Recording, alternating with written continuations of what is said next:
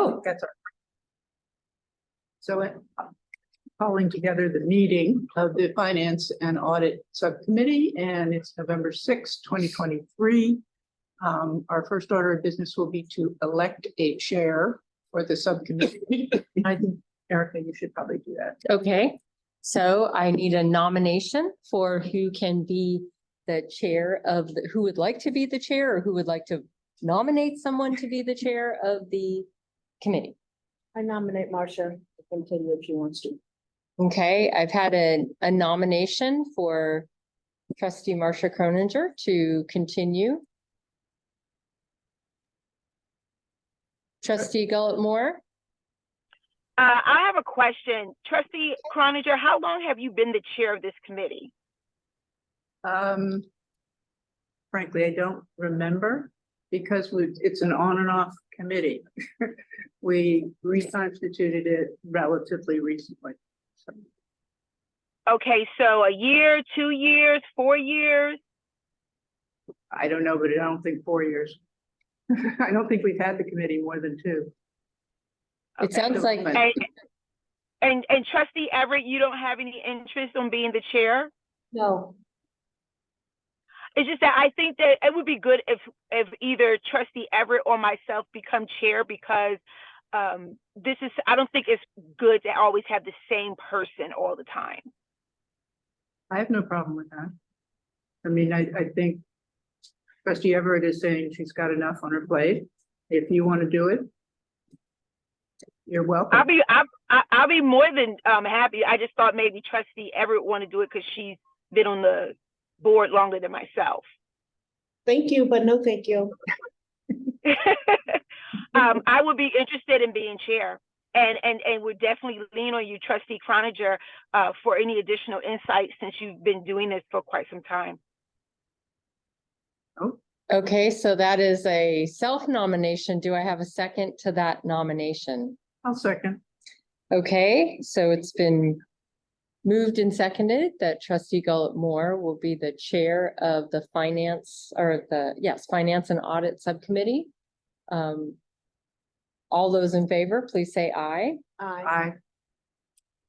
You can vote for yourself. You can vote for yourself. Aye. All right, and so it is. Okay, I know you're not here, you're in transit. The next item is the monthly budget update as of September 30th, 2023. And you're going to be watching to make sure if her hand goes up. Perfect. Okay. Actually, she probably couldn't see if our hands go up. No, but he can. If our hands go up. Right. Okay. So, Trustee Gullett-Moore, since you're not actually here, is it okay if I or we call on people who are here in the room? Because it might be hard for you to see. No, could you please? Thank you. Okay. All right. Vice President Fonstark, please take it away. It's going to be a pretty quick report. Okay. We're trying to have projections of year end. Because if we just show you what we've spent so far, it doesn't really say anything. No. So last year we started in January. I don't know that the campus had year-end projections prior to that. Well, like May. Yeah, okay. Okay. Yeah. So anyway, this is early, and we kind of got tied up in the audit, and the audit finished. And we do have, at least when they left their field work, which was a week or so ago, we have one finding, and that was a finding in financial audit that they had, I think, the prior summer. And I'm not sure what it was. But anyway, the rest of the financials were fine. I think it was financial aid was, we were passing out funds based upon guidance. The guidance changed, and I think it took us a delayed period before we changed how we were doing it. So there was a period where we were passing out some form of financial aid in accordance with expired guidance, and that was a finding. I'm not sure what the total impact was. Well, I'll find out, but That was, I think, even before I got here. Anyway, the audit took more time than we thought. Hmm. Time, and so our forecast is pretty rudimentary, as you can see. There are a couple of things that have happened. So if you look in the blue area, the fiscal year forecast is really, to me, the important column on the page. You have the budget adjustment, adjusted budget to the left, where it shows us at $3.5 million anticipated deficit at the end of the year.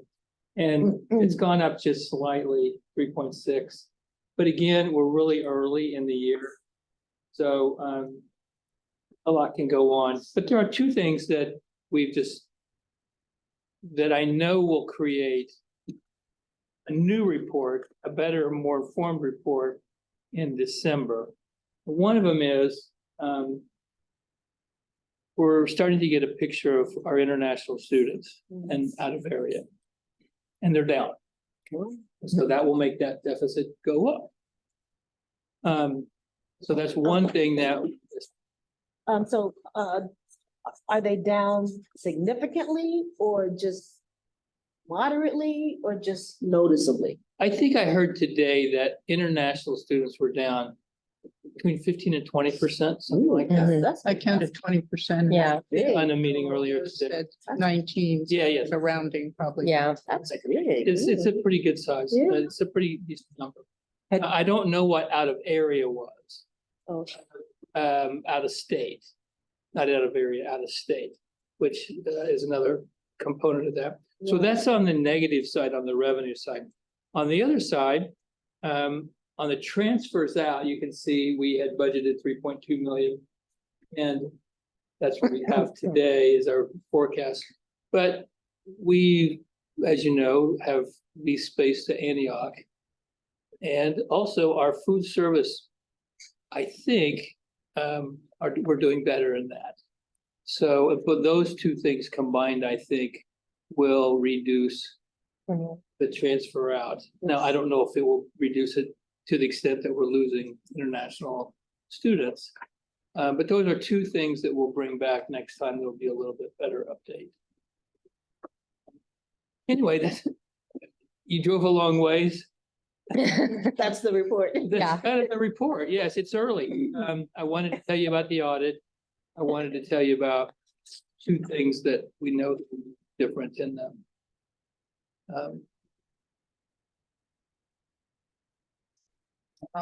It's just- Minor suggestion here on the report. Somewhere can we say 23, 24? Because reading it standalone, it's got all the 23 It does, yes. and Fiscal year 23, 24. Oh, okay, yeah. Yes. Oh, That would okay. be helpful Yeah. for Good, after we've forgotten good catch. these pages.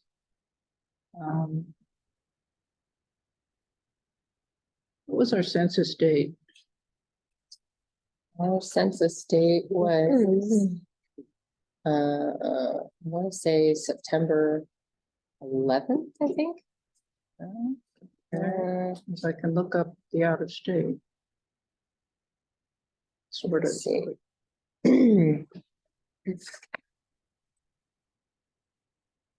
Oh, no, I can't because I can't compare separately Right. without going back to the previous year, Mhm. but I think it's up. Maybe. Which thing? I don't know. Out of state. I'm not sure. Oh, it'd be nice. You have to Out of go back area. to last year, get the Mhm. number. Oh, And then Last year's Okay. number, and Maybe Yeah. that one. Yeah, Can't do Well, that quickly. I just wanted to say, but outside, when I was looking at the documents and everything I saw was no change, I said, okay, this might be a short meeting. uh-huh. Those About are- everything, no change, no change. The assumptions page. Right. But that's why I was just saying, this is not a shock Yeah. for you to say, this is pretty much. the report. This is the format that has Mhm. existed before too, and I'm not a big fan, but if we can keep going and Well, what would you change? Yeah. Just out of curiosity, how would you change the, I don't know, I'd have to, I read through it, I'm trying to find where the information is in there that's most meaningful, and that's sort of what I would put. So you're not talking about this, you're talking about the whole status report. These pages. Yeah, the additional pages, Oh, okay, yeah. okay, Right, oh, right. okay, the breakout. Hmm. Mhm. But you were for the first time giving us that comparison, or will give us the Yeah, yeah. comparison Mhm. to what was in the budget Right, assumptions, yes, exactly. which is helpful, Yeah, yeah. because then we see where we were off. Mhm. And we haven't, on the, if you scroll through the page that just shows the, this page, where it's got the budget changes, 6, that page 6. Keep going if you would there. This page. Yeah. This is the page that, because I really, I know before we were adjusting the budget without as much transparency. And I really want to get away from that. And so any of the adjustments to the budget I want to have on here. And again, I didn't have enough time, because I really like to say, because we had savings, and also the thing's a little bit difficult to read in that classified savings, 100,000, classified salaries, 111, that's a savings. Mhm. So you can see it's a little bit backwards how It's very hard not to read that backwards. it is. Yeah. So I don't like that part too. Again, this is how it's been, but I want to, the transparency I'm trying to bring here is that any change to the budget, one is that these are sort of ministerial ones that were already sort of in the works, but we're not changing the budget other than that at all. If we do, we bring it to you and ask for a budget modification. And then you would, if you approve it, then it would go on the next month's. That's the only way. I really don't want to change the budget at all unless we bring it to you, unless it's something that's Mhm. on an air, or we were recruiting somebody for, a certain salary and they started a slightly different one or whatever. So And for the transfers out, is that a lump sum transfer, or do you transfer throughout the year, and then as we go along the year, we don't transfer as much out if No, I'm- those funds are doing okay? I'm not sure. I really don't know. I assume that it's as necessary, Okay, but I'm not sure. yeah, I would be interested in that, because I think that paints a different picture when you get down to line items as to how solid a particular fund is doing versus not. If it's been front loaded, then it looks like it's actually doing better than it is. In some ways, this is the one place where I would say it'd be better to be in arrears throughout the year. Right. I mean, because, I would prefer that we did it at year end. yeah, I would too. Yeah. Square up and say, do we owe them money or whatever? Right, because otherwise it might be a license to spend. Yeah. And we don't want the license to spend. We'd rather only transfer in what we need to I'll transfer. find out on. Okay, That's a good idea, but I'd still like to know as we're going through the year, so it isn't Mhm. suddenly. Oh, yeah, oh, yeah. A surprise. oh, Right, absolutely. we're showing you the unrestricted general fund. Every fund has some sort of story to be told, Mhm. and especially the auxiliaries where, it takes a lot of our money, so. Right, Right, but I mean, when you're talking here, it would sound more like we are still planning to transfer Yeah, budgeted amount over, Mhm. but we won't do it till the end of the year. correct. yeah. And I'm hoping that we can come back and say, we're already starting to make adjustments to what we anticipate. Because that would lower, and on page 1, that would lower our expense, Mhm. right? And we would show that. Right. So we want to, if we think that we're doing well enough in these other areas, and if we have Antioch for most of the year, that will really help. Mhm. And the food service, Mm. running a West Campus snack shop with the idea that, it's busy. If you go in there, it seems busy, not every day, but it is making money as well, so. Looking at this page 6, if we caught up, shall we say, to our enrollment for out of state and international, it would be good not to lump it just under local revenue, because that won't be transparent as to what we're talking about. I understand. Yeah, that's We'll right. separate out the Yeah. ones, because you have all the apportionment and you have out of state and international. Those are the 3 sort of components. So we'll separate that out so you can see it. Mhm. That would be really helpful.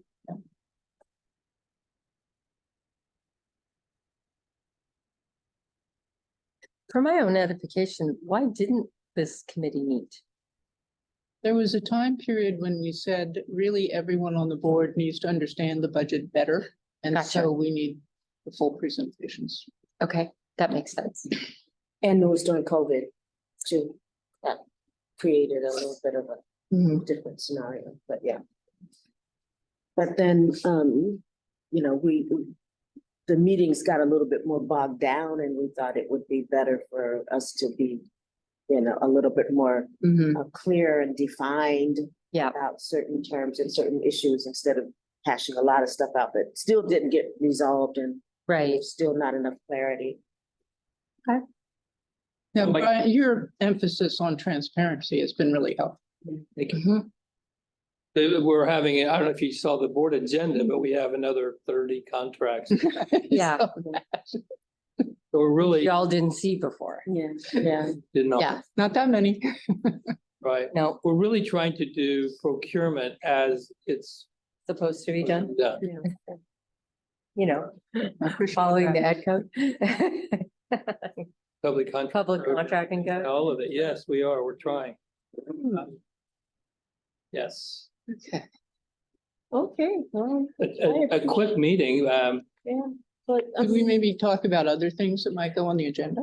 It's not agendized. It's not agendized. In the context of the core of the monthly report, we could. I was gonna say, so Yes, these yes. meetings, because of their sort of less formal nature, we can do things like Well, there are limits. just. Yeah. Yeah, but I think Additions Brian's to- point is well taken. I That mean, it's a monthly update. I am interested in having us have more time to think and talk about the 5-year projections. Right. Which would change if, for example, you're adding in other sources of revenue and that sort of thing. Our monthly report would look different. They would look different. Trustee Gullett Moore, you have a question? Yes, can you hear me? Yes. Trustee Conjure, thank you for bringing up the 5-year projections. Based on the awareness of the 1.3 deficit, will you need to do a new 5-year projection? I'm sorry, I didn't quite understand the question. Based on the, This is for VP Feinstock. Will we have to update the 5-year projection based on the deficit that he shared earlier in the meeting today? Correct. Yes, yes. We will, the 5-year projection, while we may not bring it every time, it is a living document that as we get information, as if we end up leasing to Antioch longer term, that would be a part of that. If we approve the Follett contract, that will change our transfer to the campus store, and so that would be another long-term thing. So, yes, the answer is yes. We will continue to make adjustments. Also, we will update what we think our enrollment will be. Both national, out of state, and our in-state, all of those things.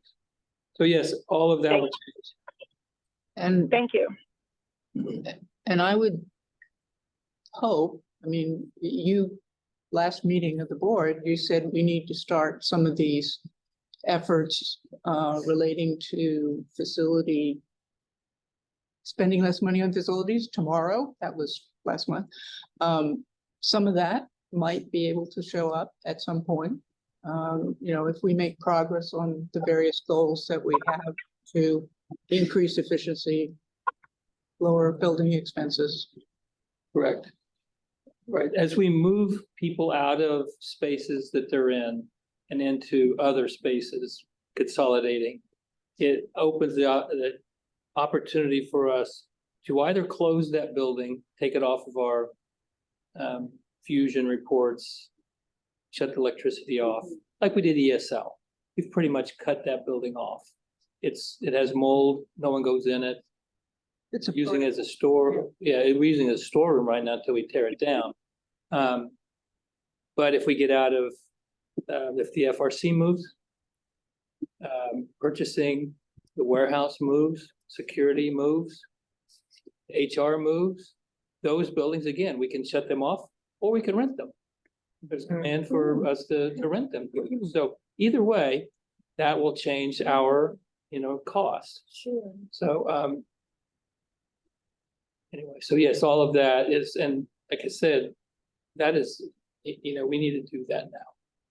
Is there a way that you can look into tear down versus rent them out and give us a recommendation, an informed recommendation with some numbers? Would you, do you think it'll be better for us to just rid ourselves of it? Or do you see that potential income from rentals will be worth whatever we're gonna have to do to keep them on the grid in terms of electricity and all that to make them functioning to win out? So can you do a Sure. comparison and make a recommendation for us so we can, We probably, or is that I'm something you don't thinking, do? I don't know. no, I was thinking that, like ESL building has got mold, it needs to come down, Right. right? It has no possible use. The HVAC and some other things that already failed in that building anyway, so that's easy. Right.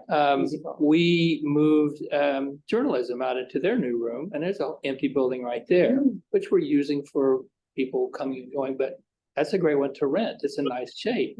Right? Is it a portable or is it a? It's one of the modulars, yes. Yeah, Right because across. we've got that countervailing thing with the coastal commission. Which we need to want get rid of. Portables Right, going. right. So my thought is that except for like the ESL, which it's not usable, we would probably wait to take them out until we were doing some work. Right, I'd hate to take it out, take a building out. If there is other uses for it. Well, that's a recommendation right there to help us think Let's just- through Right, how that could happen. I'd say it's a work in progress, every building, every one of those. As you look at them, some of them are in worse shape than others. The journalism building is in good shape. Okay. It's not permitted, we need to get rid of it, it's not permitted in coastal commission. It's DSA approved. But it's not, they want us to get rid of them. I think only a couple of them are approved to the coastal commission as permanent buildings. Like the ESL building was never, it was here for, 50 years. Right. So it was affordable. Trustee Croninger, is there a timeframe from the coastal commission that we have to have the those? I think there was something we promised. I don't remember what it was. Trustee Gullit-Moore? Yeah, I believe that we did have a identified time frame that they must go because they were supposed to have already been gone. Right. To my understanding. So we're kind of past the expectation of not having them anymore on the campus. Do we have any updates to this directives? Are we removing them now? Oh, most of them are in use. It comes up when we want to do something. So humanities, West Campus Center, that's when it comes up because they say, well, wait a minute, you didn't, what you promised us. You didn't. Right, so we'll see. Okay, so we need to, it seems to me then that we need to have a firm, kind of, deadline for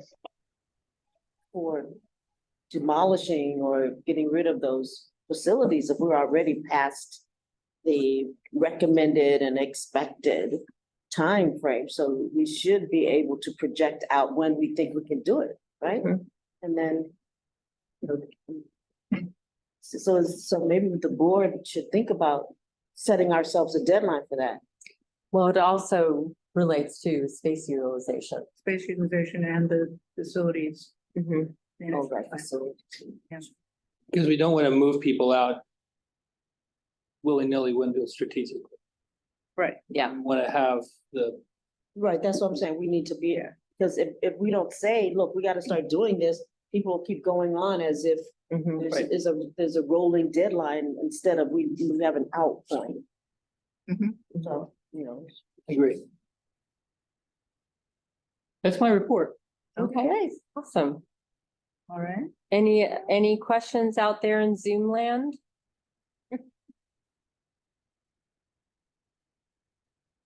All right. Okay then. Well, trustee Gullett Moore, would you like to gavel us out?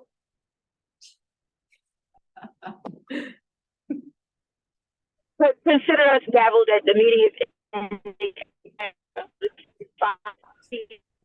All right, excellent. Thank you. Thank you, everyone. Thank you, Chair Moore. Thank Thank you. All I'll right. be circling back with you, Dr. Andrew Jonas. Okay, Okay, so I can set up an email with you and VP Feinstock so we can kind of get things going for Yeah. the next committee meeting. yes. I would like to take this opportunity to thank trustee Cloninger for her steadfast and willing service as chair for 2 terms. It's been a pleasure to work with you on this. Thank you. Learned a lot. All right, thank you. Okay. Absolutely. She set the standard high, so I hope I can fill your shoes. Bye, everyone.